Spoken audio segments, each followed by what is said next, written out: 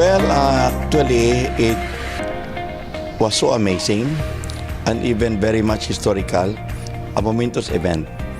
Imagine a kindred spirit cooperatives coming from different countries of the ASEAN, coming together for the past 3 days.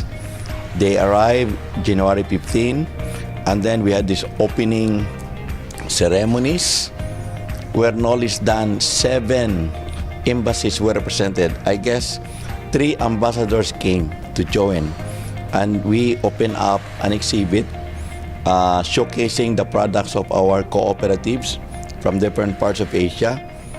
It was so amazing because this was even put in the mainstream media that it seems unbelievable, but the cooperatives are really producing high quality products that can be a subject of intertraining among cooperatives, because they are producing what are essentials, what are healthy and organic at that, and that these are in the market, and this is our strong message. If you buy the products of the cooperatives, you support the livelihood of the poor and the vulnerable, creating more jobs and eradicating poverty. That is so amazing. And then after that opening of exhibits, there was this opening program where we have no less than our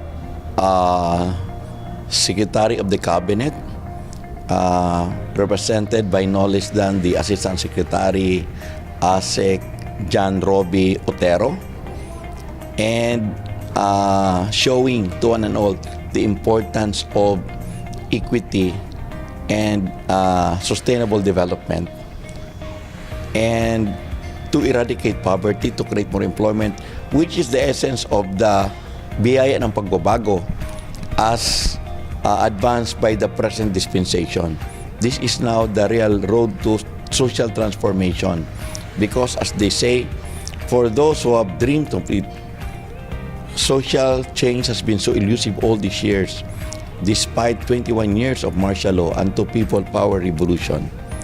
The structure and the system that are breeding poverty are still as formidable as ever, but not anymore under the present dispensation. Why? Because through cooperativism, we can now effect social transformation that would really create more jobs, eradicate poverty, advance social justice and social equity.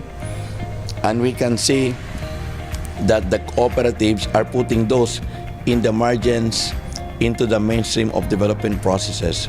And we had no less than Undersecretary Ariel Kayanan, representing the Office of the President and the Office of the Department of Agriculture, Secretary Piñol, and he was so amazing in his message, stating that cooperative development as well as agricultural development, in coordination with the DA, in coordination with the DAR, are now becoming the leading edge in strengthening or empowering our marginalized sectors of farmers, fisher folks, even the women and indigenous people, so that they become important players in development, especially in the globalized setup as pursued by the ASEAN.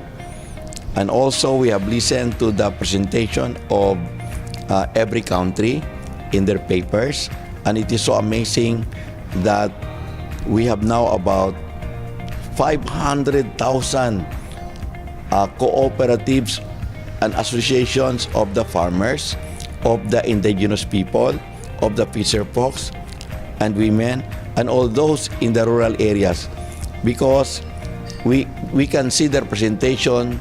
They are living in resource-rich areas. Question: why is it that despite all of this remarkable economic development, there are still 560 million who are living below the poverty line? And so they're saying not anymore this time, because through the cooperatives, they are now being liberated from the quagmire of poverty. It's so amazing, the report of every country. And then we had these papers presented in the regional setting, where we have listened to the presentation of the different agencies of government. We have listened to the Department of Trade and Industry. We have listened to the Office of the Transport Cooperatives as presented by Mr. Eugene Pabualan and all others. And we have seen that even the PUB modernization program can be done through linkages and building connectivity with Brunei, for example, who can sell us petroleum products at a much lower price because it will be done the cooperative intertrading. And even on rice, we have learned that Vietnam and Thailand are producing it through sustainable agriculture at a much lower price. And we can even come up with an intertrading with them because they have shifted to sustainable agriculture and they are just producing their rice per kilo that would just be amounting to only about 6 to 8 pesos per kilo cost of production. And so it's amazing that we are now at this level, and that after that there was this agreements forged between cooperatives, the APSDC and NATCO on the Kaya platform, that they are now into using IT in promoting their products, like for example the Eco-op Trade. So you want to know more about the products of the cooperative, open that website, Eco-op Trade. You can see there the amazing high quality production of the cooperatives.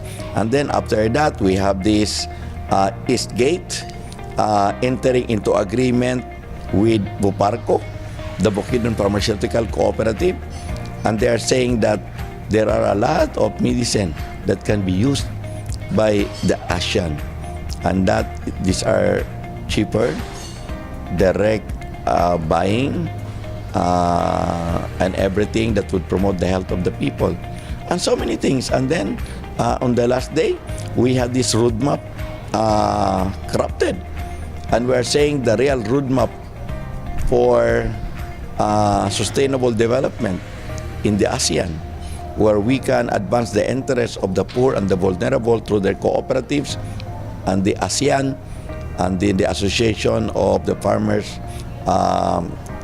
or the APA, Farmers Association in the ASEAN.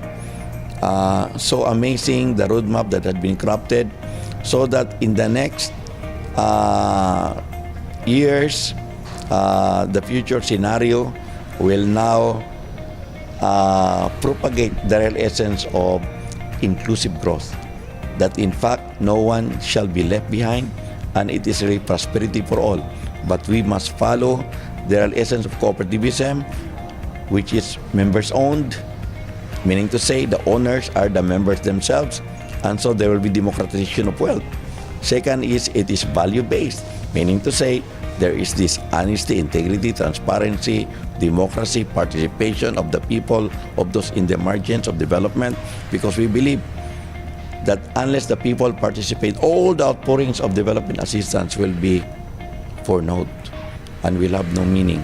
Participation is very essential. That is the value of the cooperatives. And finally, sustainability is the call of the times, because if we continue on using destructive technologies, if we will not debunk destructive technologies, then they say that we will not reach the 22nd century, which is only 82 years from now. Why? Because of two unsustainability.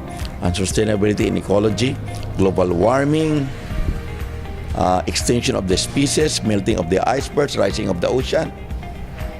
That's terrible. For every 1 Celsius increase in global temperature, there will be a corresponding 10% reduction in food. And so famine might be the order of the day.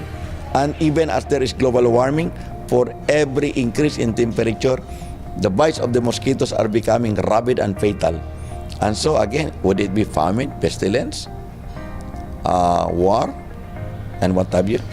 As stated in the John Revelation, that should never happen. And this time, ladies and gentlemen, because of this gathering the meeting of some 150 delegates from all over Asia. But these are not just 150 because they are representing some 500 cooperatives of the farmers, of the fisher folks, of the IPs, of the women.